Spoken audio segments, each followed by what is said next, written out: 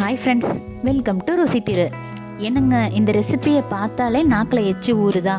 பார்த்தா மட்டும் இல்லைங்க, பேரை கேட்டாலும் அப்படி தான் இருக்கும். நான் இன்றைக்கி கருவாடு வச்சு தொக்கு ரெசிபி தாங்க செய்ய போகிறேன். இந்த கருவாட்டு தொக்கு எப்படி பண்ணுறதுன்னு பார்த்துடலாம். பேனில் ஒரு குழிக்கரண்டி அளவுக்கு நான் நல்லெண்ணெய் சேர்த்துக்கிறேன். இப்போ எண்ணெய் நல்லா காஞ்சதும் ஒரு கப்பு சின்ன வெங்காயம் எடுத்திருக்கேன். இதை ரவுண்டாக வெட்டி இதையும் நான் இந்த எண்ணெயில் சேர்த்து நல்லா வதக்கிக்க போகிறேன். கருவாட்டுக்கு நல்லெண்ணெயும் சின்ன வெங்காயமும் ரொம்ப ருசியாக இருக்குங்க. இப்போ நல்லா வதக்கிக்கலாம். பாருங்க, வெங்காயம் நல்லா வதங்கிருச்சு. இந்த ஸ்டேஜில் நான் கருவாடை சேர்த்துக்கிறேன். நான் மாவு கருவாடாக எடுத்திருக்கேன். ஒரு 15 நிமிஷம் நல்லா கொதிக்கிற தண்ணியில் ஊற வச்சு நல்லா வாஷ் பண்ணி எடுத்திருக்கேன். மேலே இருக்கிற முள், தோல் எல்லாமே ரிமூவ் பண்ணிட்டேன். இப்போ இந்த கருவாடையும் சேர்த்துக்கிறேன். இப்போ எண்ணெயில் இந்த கருவாட்டையும் நல்லா வதக்கிக்கிறேங்க.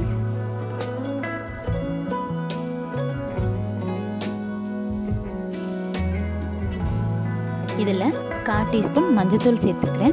ஒரு 1.5 ஸ்பூன் மிளகாய் தூள் சேர்த்துக்கிறேன். ஒரு 1/4 டீஸ்பூன் உப்பு. ஒரு சில கருவாட்டில் உப்பு இருக்குங்க. நம்ம என்ன தான் வாஷ் பண்ணாலும் அந்த உப்பு போகாது.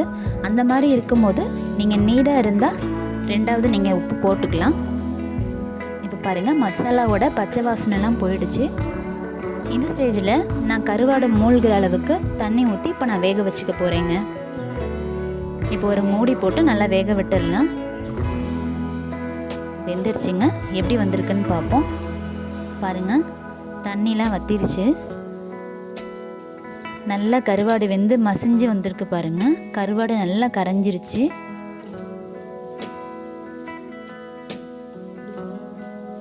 இப்போ இதில் நான் தாளிச்சிக்கிறேன். நான் இதில் கொஞ்சமாக எண்ணெய் சேர்த்துக்கிறேன். 1 ஸ்பூன் கடுகு போட்டு நல்லா பொரிஞ்சதும் ஒரு 2 கொத்து கருவேப்பிலையும் சேர்த்து தாளித்து இந்த கருவாட்டில் இப்போ நான் சேர்த்துக்கிறேங்க.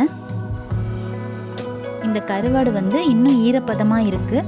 நமக்கு இது நல்லா ட்ரை ஆகி எண்ணெய் பிரிஞ்சு வரணுங்க. அதுதான் சரியான பதம். இப்போ கைவிடாமல் ஒரு 2 நிமிஷத்துக்கு நல்லா அப்படியே மிக்ஸ் பண்ணிகிட்டே இருங்க.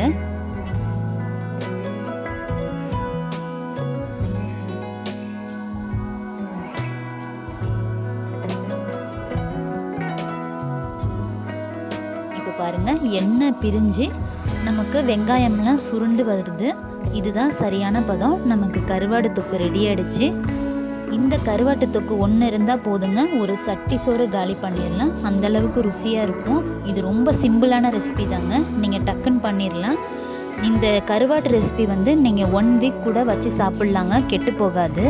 ஆனால் என்னங்க, ஒரே நாளில் காலி ஆயிரும். ஸோ இந்த கருவாட்டு ரெசிபி எல்லா சாப்பாட்டு கூடயும் நல்ல ஒரு காம்பினேஷன். உங்களுக்கும் இது பிடிக்குங்க. ட்ரை பண்ணி பாருங்கள். இந்த கருவாட்டு தொக்கு ரெசிபி பிடிச்சிருந்தா லைக் பண்ணுங்கள், ஷேர் பண்ணுங்கள், சப்ஸ்கிரைப் பண்ணுங்கள். நான் இதே மாதிரியே இன்னொரு ரெசிபியோட நெக்ஸ்ட் வீடியோவில் சந்திக்கிறேன் ஃப்ரெண்ட்ஸ். பாய் பாய்.